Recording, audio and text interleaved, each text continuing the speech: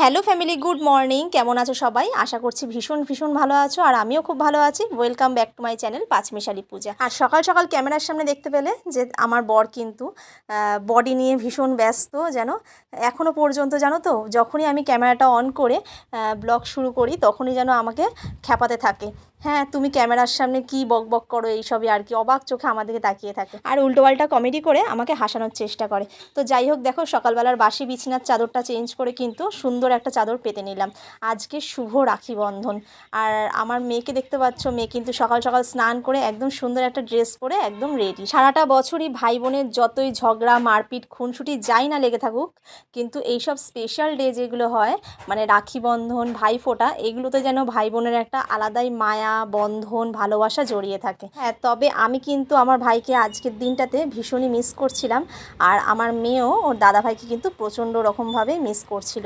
তবে আমাদের বাড়িটা এতটাই দূরে যে হুট করে চলে যাওয়া বা আসা সব কিছু যেন অনেকটাই প্রবলেম হয়ে ওঠে।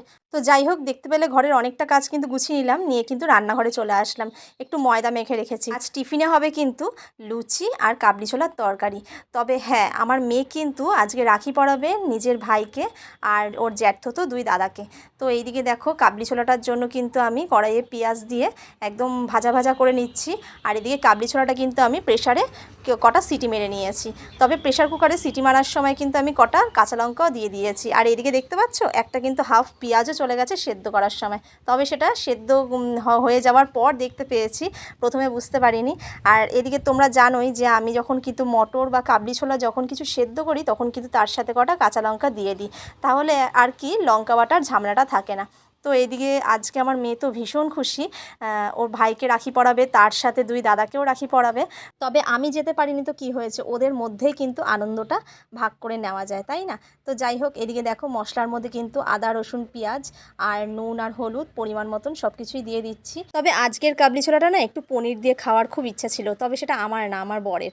তবে বাজারে গেছিলো এতটাই বেলায় যে পনির আর পাওয়া যায়নি। কি করব বলো, আমাদের এদিকটা তো গ্রাম সাইড না, যে হুট করে কোনো জিনিস চাইলেই পাওয়া যায় না। আর বড় বাড়ি আছে, তোমরা দেখতে পেলে, বড় যাবে কিন্তু তার বোনের কাছ থেকে রাখি পড়তে।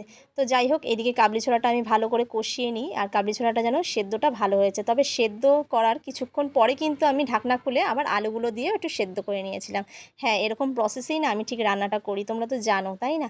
তো চলো, এদিকে কিন্তু আমি লুচিগুলো এক এক করে সব বেলে নিই। আমার গ্যাসের র্যাকটা একটা সাইডে ভেঙে যাওয়াতে দাঁড়িয়ে দাঁড়িয়ে লুচি বেলে বা রুটি বেলে ভাজতে যেন ভীষণই প্রবলেম হয়। এই কারণেই মনে করছি যে নিচের মধ্যে বসে একেবারে কয়েকটা বেলে নিয়ে থালায় বিছিয়ে, তাহলে কিন্তু আমার ভাজতে বেশ সুবিধা হবে, আর ঝটপট কিন্তু কাজটা হয়ে যাবে।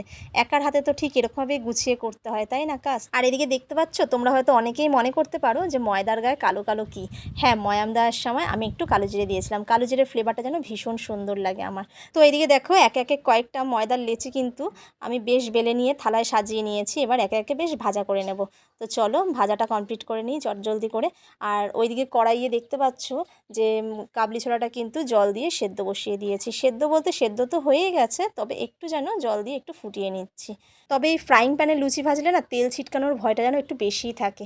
তো যাই হোক, দেখো লুচিগুলো একে একে আমার ভাজা হয়ে যাচ্ছে। আর এই দিকে আমার মেয়ে চলে এসছে দাদাদেরকে রাখি পরাতে। এই যে আমার বড় ভাসুরের দুই ছেলে, এই যে ছোট ছেলেকে আগে রাখি পরাচ্ছে, আর ওইদিকে বড় ছেলে বসে আছে, আর মাঝখানে কিন্তু আমার ছেলে। তবে সামনে যে মিষ্টি সাজিয়ে দেওয়া হয়েছে, আমার ছেলে কিন্তু টপ টপ করে একটা একটা করে মিষ্টি খাওয়া শুরু করে দিয়েছে। আমার ছেলে না মিষ্টি খেতে ভীষণ পছন্দ করে। আর এইদিকে দেখতে পাচ্ছ, আমার মেয়ের কাছ থেকে এই বছর আমি এরকম দেখতে পেলাম যে দাদারা যখন আশীর্বাদ করছে, ও হাত পেতে দাদাদের কাছ থেকে বলছে বল কি দিবি। খুব আনন্দ করছিল, জানো তো, ভীষণ আনন্দ করছিল। তবে ও দাদারাও এবছর ভীষণ খুশি হয়েছে। কোনো বছর তো তেমন এখানে থাকা হয় না, হয়তো বাপের বাড়ি থাকি বা কিছু। তবে এবছর যখন বাড়ি থাকলাম, তো বললাম যে চল দাদাদেরকে এবারে রাখি পরাবি, দাদারাও যেমন খুশি হবে তুইও খুশি হবি। তবে হ্যাঁ, আমার মেয়ে কিন্তু আবারও বলি, ওর দাদাভাইকে ভীষণ মিস করেছে। আর এইদিকে দেখতে থাকো আমার ছেলের কেরামতিটা, দেখো কেমন স্টাইল করছে। কি দাঁড়া, দেওয়া হবে শোনা, ভাই মতো মিষ্টি দে, এবার এমনি হাত দিয়ে দে।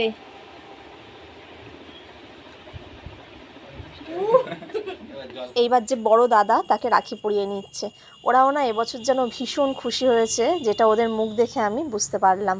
যেহেতু ওদের নিজস্ব কোনো বোন নেই, তাই না, হ্যাঁ, এরকমটাই হয় জানো তো, যেসব দাদাদের নিজের কোনো বোন থাকে না তারাও কিন্তু মানে একটা ও এতে বসে থাকে, মানে কষ্ট কষ্ট মুখ নিয়ে, যে আমাকে যদি কেউ রাখি পরাতো, যদি কেউ ভাইফোঁটা দিত।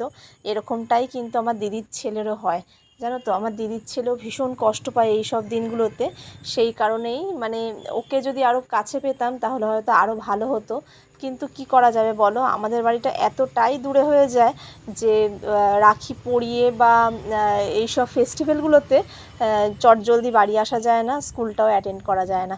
তো যাই হোক, দেখো ভগবানের কাছে সবসময় বলবো যে ভাই বোনদের ভালোবাসা যেন এরকমই থাকে, তাই না? এই সব দিনগুলোতে ভাই বোনরা কিন্তু সত্যি খুব আনন্দ করে।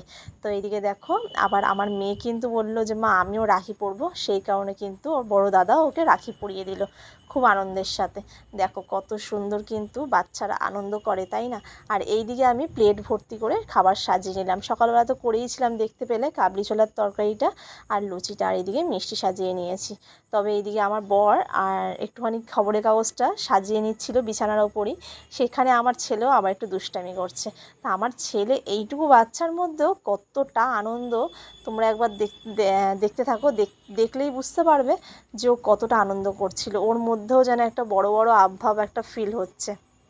তো যাই হোক, দেখো কী সুন্দর সাজিয়ে দিলাম। ও কিন্তু ভীষণ খুশি হয়েছে। ও মনে করছে যে এই সব ফেস্টিভ্যালগুলো তো ও আস্তে আস্তে বড় হচ্ছে আর দেখতে পাচ্ছে যে দিদি রাখি পরায়, দিদি ভাইফোঁটা দেয়, খুব আনন্দ পায় জানো তো। তো যাই হোক, এরকমভাবেই ভাই বোনদের ভালোবাসা থাকুক সারাটা জীবন। সবসময় ভগবানের কাছে বলবো ভাই বোনদের যেন এরকমভাবেই ভালো রেখো, ওদের যেন মনের আশা পূর্ণ করো। আর এইদিকে তো দুই দাদা আশীর্বাদ করে আমার মেয়েকে আবার টাকাও উপহার দিল জানো তো। তো রাখি বন্ধনে এত সুন্দর স্পেশাল ডেটা তোমাদের সামনে আমি তুলে ধরতে পেরে আমার নিজেরও কিন্তু খুব ভালো লাগছে। আর তোমাদের কেমন লাগলো তোমরা কিন্তু অবশ্যই আমাকে কমেন্ট করে জানিও। আর তোমরা কে কীভাবে এত সুন্দর দিনটা উপভোগ করলে সেটাও কিন্তু আমাকে কমেন্ট করে জানিও।